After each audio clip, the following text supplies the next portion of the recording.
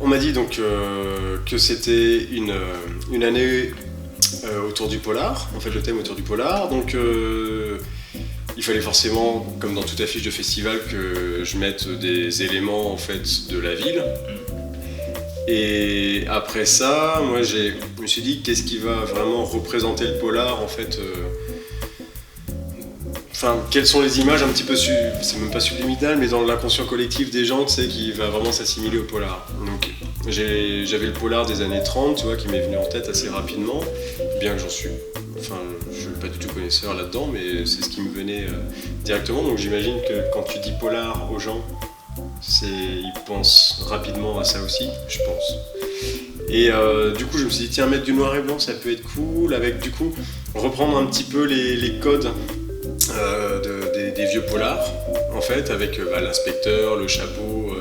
Bon, j'ai pas mis la bouteille de whisky, mais en fait, il y a un peu cette idée-là, avec la femme fatale aussi, comme dans les films des années 30, j'ai l'impression que c'était souvent le cas, c'est un peu cliché, mais c'était souvent le cas. Me semble-t-il, je peux me tromper, hein, ça se trouve, c'est moi. Et puis après, je pouvais pas non plus rester sur un truc trop polar années 30, si je voulais mettre un petit peu de dynamisme en fait dans l'image. Donc la course-poursuite qu'on voit en bas, si tu la prends à part, ça fait plus Fast and Furious, tu vois, années 40, ou années 30. Mais je me suis dit, tiens, ça peut être cool et tout d'ajouter un truc un peu... ouais, une sorte d'anachronisme avec des vieilles bagnoles comme ça, avec une course complètement impossible, parce que les bagnoles pouvaient pas faire ce genre de dérapage et tout, enfin, mais peu importe. Et au final, voilà, j'ai bidouillé mon image comme ça. Au début, ça devait pas du tout être cet endroit-là, en fait, à Rochefort, devant le... Donc c'est le palais des congrès, c'est ça.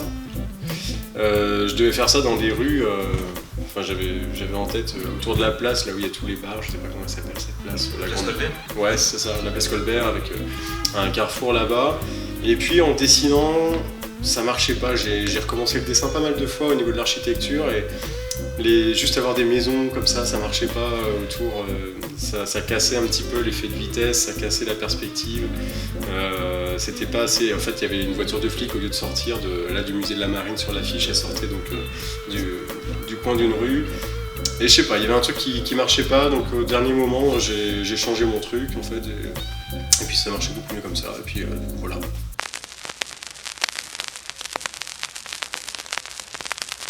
C'est-à-dire que ça m'a fait un moment de respiration, ouais. Ça m'a fait du bien en fait de faire autre chose aussi.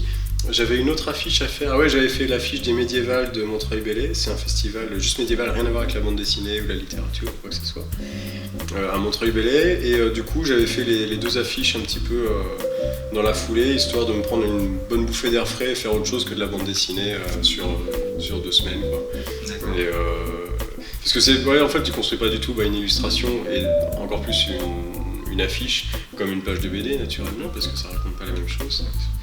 Et du coup ça fait du bien. Et puis vu que j'ai pas le temps, parce que je suis tellement débordé, j'ai vraiment pas le temps de faire des illustrations au quotidien.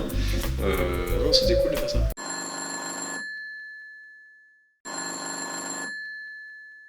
C'est une rencontre à la base avec donc Philippe Horry, mon éditeur chez Glénat, à Saint-Malo en 2016 ou quelque chose comme ça. Non, avant ça. Ouais, ça devait être 2014 ou 2015, peu importe. Et il avait beaucoup aimé mon dessin. Sur le moment, il avait rien à me proposer. Et puis quelques mois plus tard, moi j'étais sur les Maîtres Inquisiteurs à l'époque. Et quelques mois plus tard, en fait, il m'appelle, il me fait bon bah écoute Jean-Charles, voilà, on a ce projet du Chant des Runes. Enfin voilà, ce projet de polar scandinave, légèrement fantastique. Au début, c'était légèrement fantastique. Il s'avère que c'est hyper fantastique. Mais légèrement fantastique, un peu à la X-Files, où tu sais, c'est un peu la vérité est ailleurs, avec ces créatures qui débordent parfois dans notre société. Enfin, voilà. Et donc avec Sylvain Runberg, il me présente le truc vraiment dans une ambiance thriller entre Millennium et je sais pas moi, Trollhunter, je sais pas si tu connais. Et qui est cool, je trouve ça super cool.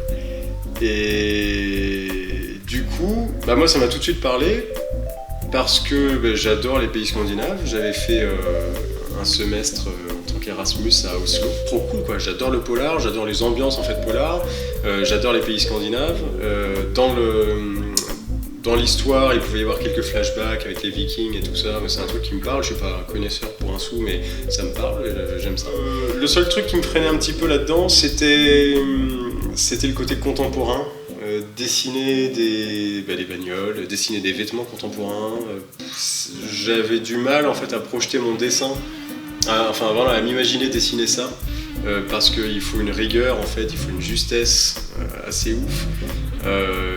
Que j'avais pas l'impression d'avoir. Et d'ailleurs je trouve que ça se ressent un petit peu sur le premier tome du Chant des Runes. On sent que c'est un peu plus raide, que j'ose pas trop, je suis beaucoup plus à la ligne claire comparé à Jack l'Éventreur et au Maître Inquisiteur où je me lâche beaucoup plus au niveau des matières, des textures et tout ça, et des masses de noir. À partir du 2, je commence à retrouver mes marques et puis après ça va mieux, mais c'est vrai que le premier tome a été assez laborieux parce que il y avait beaucoup de codes du dessin contemporain que je connaissais pas du tout et qu'il a fallu que je réapprenne totalement, qu'il a fallu que j'apprenne tout court. Et puis du coup voilà, donc j'ai fini les Maîtres Inquisiteurs et puis j'ai enchaîné sur le Chant des Runes. Voilà. Et donc pour le Chant des Runes, je suis allé en Suède, je vais en Suède à Stockholm régulièrement en fait pour prendre de la doc, pour que quasiment toutes les scènes qui se passent à Stockholm, dans les rues et tout ça, soient vraiment des lieux qui existent et que l'architecture soit la même, que les couleurs des bâtiments soient la même, ce qui fait même que si tu prends l'album du Chant des Runes, tu vas te balader à Stockholm, tu peux retrouver les lieux en fait qui sont dans l'album. Et puis en plus, déjà moi je suis un peu un fou là-dessus, j'ai beaucoup de mal à me détacher de la réalité lorsque je travaille un sujet qui s'ancre dans un contexte réel. Et certains dessinateurs arrivent à le faire très bien, tu vois, ils vont dessiner, ils vont fantasmer, Berlin, ils vont pas du tout regarder, ils vont regarder 3 photos de Berlin et puis ils vont faire bon ça c'est Berlin et puis ils s'en foutent si c'est pas vraiment ça quoi. Moi je peux absolument pas. Et puis en plus, Sylvain Runberg, le scénariste, lui, pareil, il a cette volonté, et il habite à Stockholm depuis 15 ans, il connaît très bien la ville, il me fait bon voilà, là c'est tel quartier en fait, donc ça a du sens que tel personnage habite dans tel quartier. Alors ça on l'explique absolument pas dans l'album, hein, ça n'a aucune importance narrative, mais pour lui ça avait de l'importance. Jack l'Éventreur c'est complètement fantasmé quoi, au niveau du décor que j'ai créé. C'est-à-dire que moi j'avais des livres en fait sur le vieux Paris. Or l'architecture du vieux Paris n'a rien à voir avec l'architecture du vieux Londres, tu vois. Mais en fait je me suis inspiré de vieilles portes que j'ai vues dans ces bouquins-là, de vieilles rues, au niveau des pavés, comment c'était foutu, des détails en fait, tu vois, d'ornementation d'ornement, tu vois, sur les façades, autour des fenêtres, les carreaux pétés. C'est plein de petits trucs que j'ai essayé de choper dans des photos d'archives comme ça, mais de différentes régions d'Europe, des fois. Et en fait, j'ai créé mon propre Londres. Le but, c'était juste qu'on y croit. Et c'est comme dans certains films, de toute façon, sur Jack l'Éventreur d'ailleurs, les reconstitutions sont pas toujours terribles. Si tu t'en tiens d'un point de vue vraiment purement réaliste, tu montres en fait Jack l'Éventreur, celui que j'ai fait, à quelqu'un qui connaît Londres, victorien par cœur, il fait c'est pas du tout Londres ça. Mais je m'en fous en fait, parce que on n'était pas dans cette approche-là de l'histoire quoi. Et on a fait un truc avec ce qu'on avait surtout en fait dans le ventre et ce qu'on avait envie de raconter quoi. Oui, c'est ça fait partie du fantasme. Ouais, voilà, c'est ça, on était avec nos personnages surtout et le Londres autour, il fallait qu'il apporte une ambiance. Alors il y avait le fog londonien, tout ça, et je pense que le pari est réussi parce que tous les retours que j'ai eus sont assez bons quoi. Donc, voilà.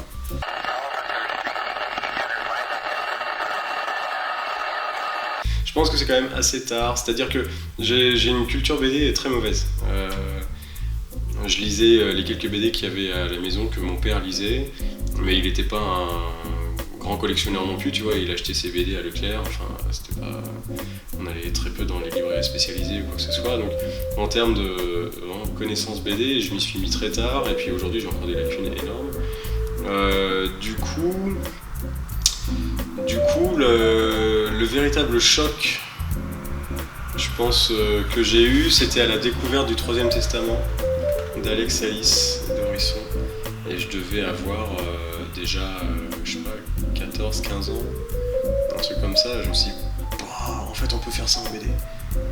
En fait on peut mettre des masses de noir, on peut faire des découpages en fait comme ça hyper dynamiques mais qui se lisent super bien. On peut sortir juste des 3 strips, tu sais, à la Largo Winch quoi. Et du coup ça a été une sorte de révélation pour moi, que ce soit narrative ou graphique.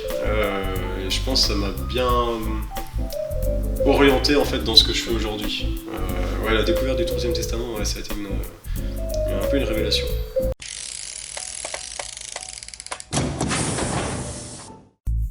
Mais tout.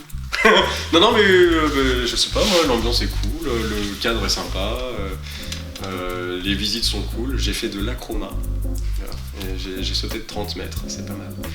Et le festival est cool quoi, l'accueil est chouette, et c'est pas pour vous flatter, hein, mais vraiment, donc voilà, c'est pour ça que je reviens.